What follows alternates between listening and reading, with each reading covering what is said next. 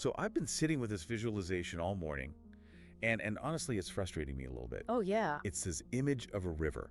The idea is that you're standing in the middle of it, the water's cool, clear, constant, it's just, flowing past your legs. A peaceful image, usually. Right, usually.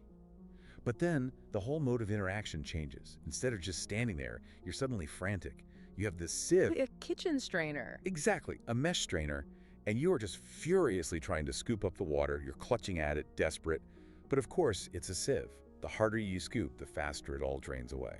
And you're just left exhausted with empty hands. Empty hands. And the water hasn't changed at all. The river is exactly the same in both scenarios. The only variable that shifted is you. Specifically, your perception of what you're supposed to do with the water. Exactly. And the premise we're diving into today is that money, which feels like this solid, stressful thing, it behaves exactly like that river. The claim being that financial anxiety isn't about the water, it's about the sieve. It's a perceptual problem, not an economic one. But I have to be the skeptic for a second because that sounds really nice, but my mortgage doesn't feel like a river. It feels like a rock. I think that's a fair pushback. When you're in it, money feels incredibly finite, scarce even. But what if we looked at that scarcity not as a math problem, but as a psychology problem? Right. Specifically through the lens of Gestalt theory. Gestalt. Okay, so when I hear that word, I go straight back to college design classes. I'm thinking of optical illusions. Right. The vase that turns into two faces, or the dots that our brain connects into a shape. It's about organizing visual chaos. It is, but it's so much broader than just design. Gestalt is really the science of wholeness. It's about how the human organism, your brain, your nervous system, organizes the infinite data of the world into a coherent reality. And the core mechanism for that is? The absolute foundation is the relationship between figure and ground. Figure and ground. Okay, break that down for us, but maybe with a real-world example, so it's not just abstract. Sure. Think about a conversation in a crowded restaurant. The person across from you, their voice, their face, that is the figure. That's what I'm focused on. Exactly. It's what your attention is sharpened into focus. Everything else, the clinking of silverware, the other conversations, the feeling of the chair, that is the ground, the background context. And for my brain to work, the ground has to stay in the background. If I try to focus on everything at once, I'd have a meltdown. Precisely. A healthy mind is constantly shifting things from ground to figure and back again, seamlessly. But here's the critical question, and this is where it connects to our wallets. Where does money usually sit? Is it figure or ground? What do you think? It's tricky. Yeah. I feel like for most people, money is omnipresent. It's kind of everywhere all the time. And this is the diagnosis. For a lot of people with financial anxiety, money never actually becomes a clear figure. It's rarely looked at with neutral, sharp focus. It just hovers. It hovers in the ground. It's a low-frequency hum, a shadow in the corner of the room. You aren't looking directly at it, but you are hyper-aware of its presence. Okay, I recognize that feeling. It's like when your car has a weird rattle, you don't want to look under the hood because you're afraid of what you'll find, so you just turn up the radio. But the rattle is still there. Eating away at your peace of mind. That's a perfect analogy. And in Gestalt terms, that is a dangerous state. Because when something vital like money is left unresolved in the background, it acts like a smudge on a camera lens. It doesn't just sit there. It distorts everything else you try to look at. So because I'm not looking at the money directly, I'm seeing my whole life through a filter of money stress. Yes, the ground isn't neutral anymore. We call it charged ground. And when the background is charged with anxiety, the figure, whatever you're trying to focus on, your work, your relationships, your dinner, it gets blurry. You can't be fully present. You can't. Part of your processing power is being siphoned off to manage that shadow in the corner. What does that actually look like in our behavior? I imagine it's not just feeling stressed. It has to show up in our actions. Oh, it shows up in fascinating, contradictory ways. A common one is procrastination, specifically around financial stuff. Delaying an invoice, forgetting to check your balance. Which is so ironic, right? If you're worried about money, you should be glued to that invoice. But we do the opposite. We avoid it.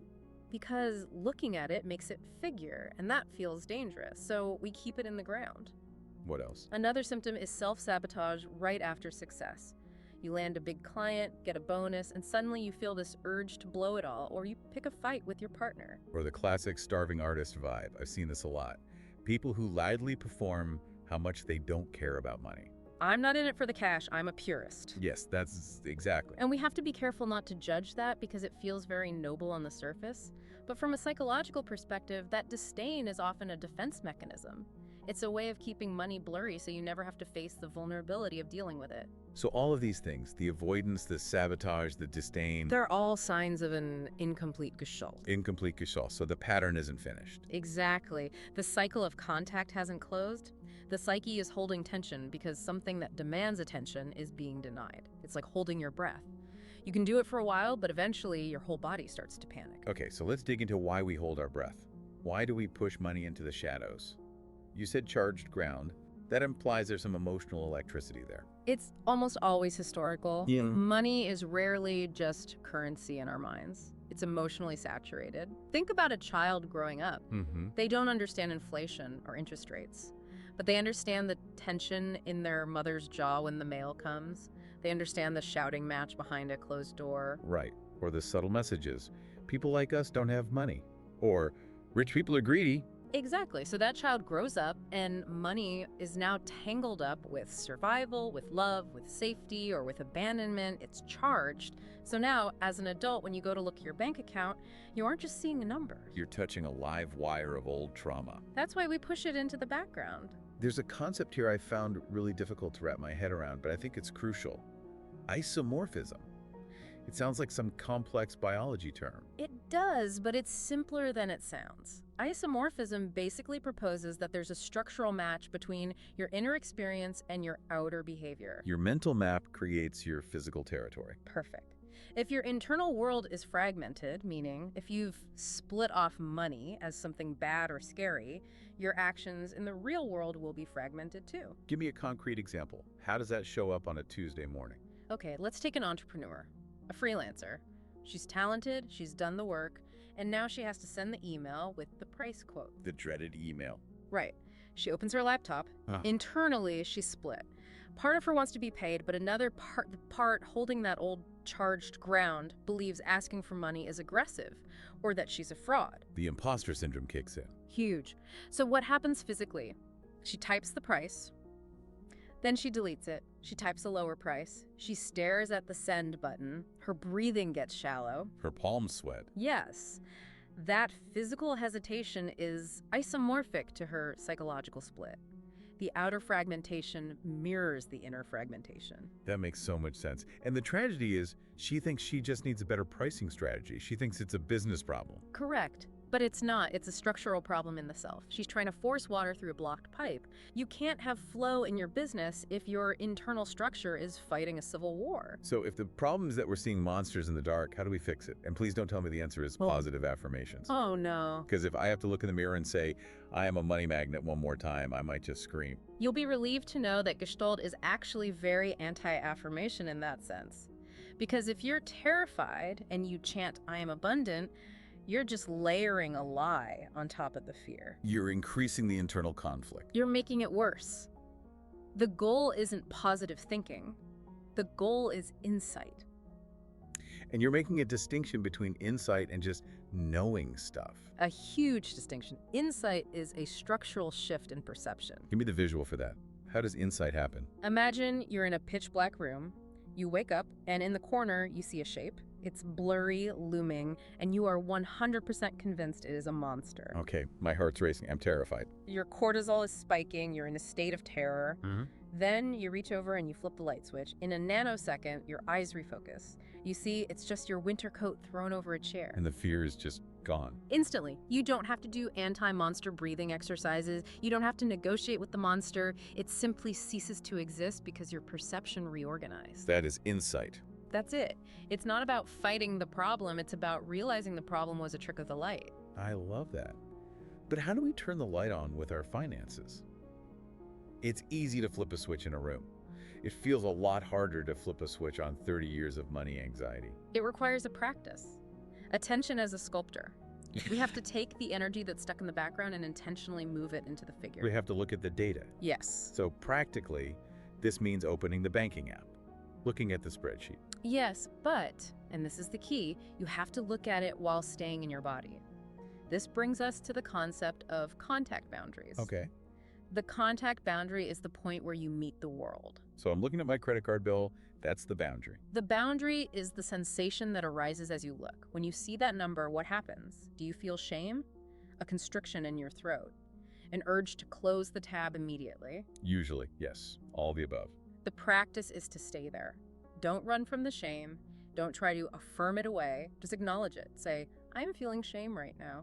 Part of me believes I'm in danger. Exactly. That sounds excruciating. Why would I want to sit in the shame? Because the shame is the monster in the dark. As long as you run from it, it stays a monster. When you turn toward it and say, I see you, you turn the light on. You are acknowledging the current structure of your reality. And that's what allows it to change. It's the paradox of change, isn't it? You can't change what you won't accept. When you admit, I am terrified of this, the scream from the background stops. You've integrated the shadow. You stop fighting yourself. And then what happens to the money? It stops being a symbol of your worth. It goes back to being just numbers. It goes back to being a coat on a chair. This feels like we're peeling an onion. We started with anxiety, went to childhood trauma, now contact boundaries.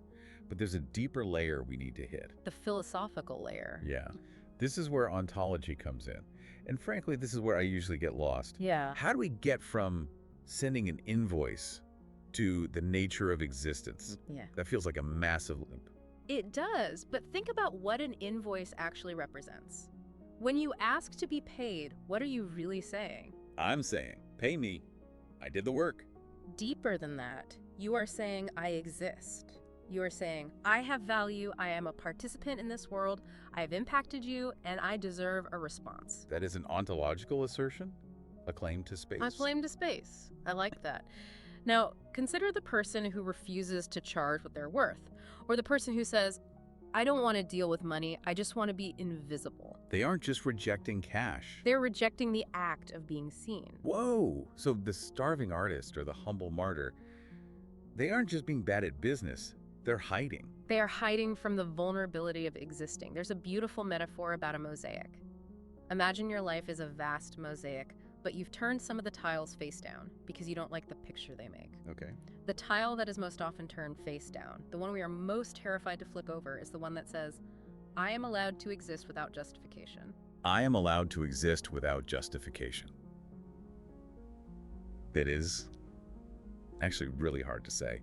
I think most of us feel we need a massive justification. We have to earn our keep. Precisely. I have to work hard to matter. I have to be rich to matter. I have to suffer to matter. Money plays right into this. We use it as a scoreboard for our right to be here. So if I have money, I'm valid. If I don't, I'm invalid. Exactly. But if you flip that tile over, if you truly accept that you have a right to exist simply because you are, then money loses its power to define you. It stops being a verdict on your soul. It becomes just a tool again. It becomes the river. It becomes a form of socialized contact, just energy moving between people. I value this, you provide that. It's a handshake. And if you can stand in that exchange without shame, Without needing to prove anything, you are completing the gestalt. You are whole. this redefines the whole concept of flow for me. We hear that word all the time, getting into flow. It always sounded like something you have to chase, like a high you have to hunt down. And that's the mistake. You can't chase the river when you are the river. Why, say that again? You are the flow. The blockages, the anxiety, the avoidance, the shame, those are things you built. They are the dams. When you use insight to dismantle the dams, you don't find flow. You realize flow was there the whole time. That brings us back to that liminal space from the analogy, that moment of clarity. It sounded almost mystical, but after this conversation, it feels incredibly practical. It is practical. It's the difference between rowing upstream and letting the current carry you. It's efficient. It's energetic conservation. So if I'm listening to this and I'm ready to stop rowing upstream, where do I start today? We talked about looking at the data, but what's the mindset shift?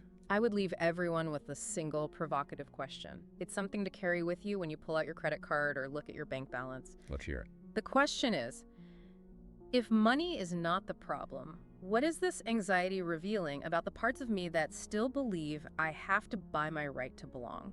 Oof. That is not a question you answer in 5 seconds. No, it's a question to live with. It shifts the focus from how do I get rich to why do I feel I need to justify my existence? And I guess if we can answer that, or even just be brave enough to ask it, we might finally be able to drop that sieve. And just stand in the water. That's the hope. Well, I'm going to be thinking about the code on the chair every time I get a bill now. Thank you for walking me through the dark room. It was a pleasure. It's always better with the lights on. It certainly is. To everyone listening, thanks for diving deep with us. We'll see you next time.